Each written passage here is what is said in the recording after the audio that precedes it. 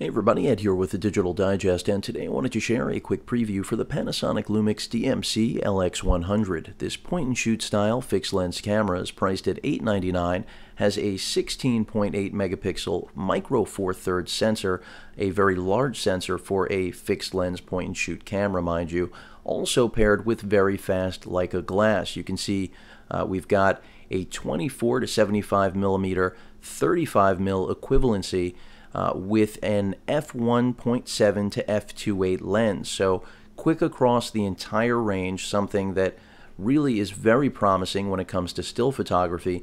You also have 4K video capture. Don't forget a high quality, I believe, OLED EVF, just like the one found on the Panasonic FZ1000. Also notice this is priced very similarly to the FZ1000.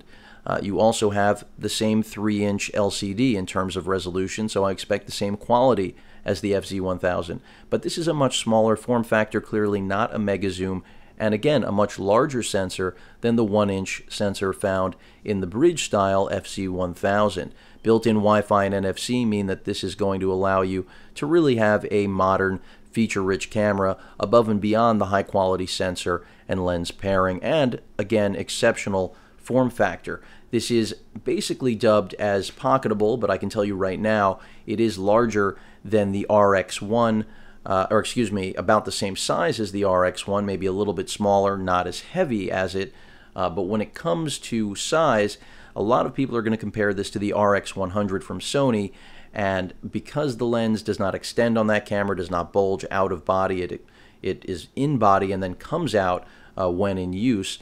This one, of course, permanently essentially on the exterior because the lens is built into the camera, much like on the RX1.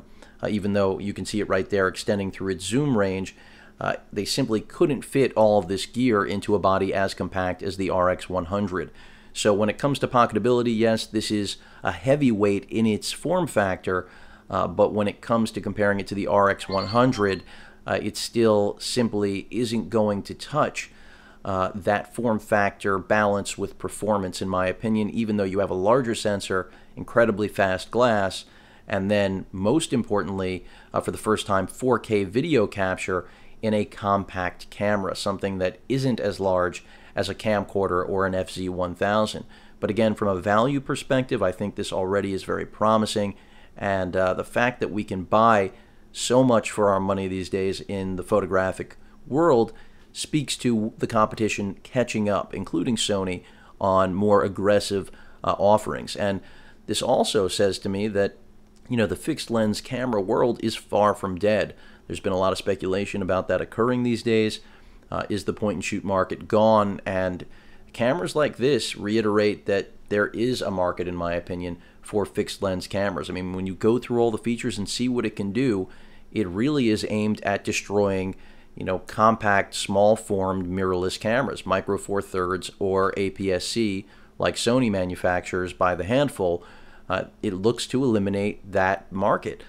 For some users, I'm sure it will, because they don't want to have an entire barrage of lenses. But then again, 25 to 75 millimeters, which is the range here, isn't going, or 24 to 75, excuse me, isn't going to knock the interchangeable world on its back.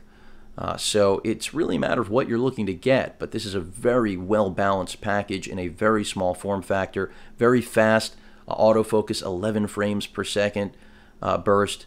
So it's just a really nice, well-rounded camera, especially if it does perform to spec, which, considering the performance of the FZ1000, I anticipate it'll do exactly that. And what I've seen so far in initial images have looked quite frankly stunning. So a lot of anticipation for the LX100 personally for me. I'm sure many of you agree. Feel free to post a comment if you do feel that way. Again, this is a very interesting camera that hopefully will bring just more competition in the point-and-shoot fixed lens world, specifically with Sony, the only other real competent manufacturer right now in that arena. In fact, the owner of it to some degree.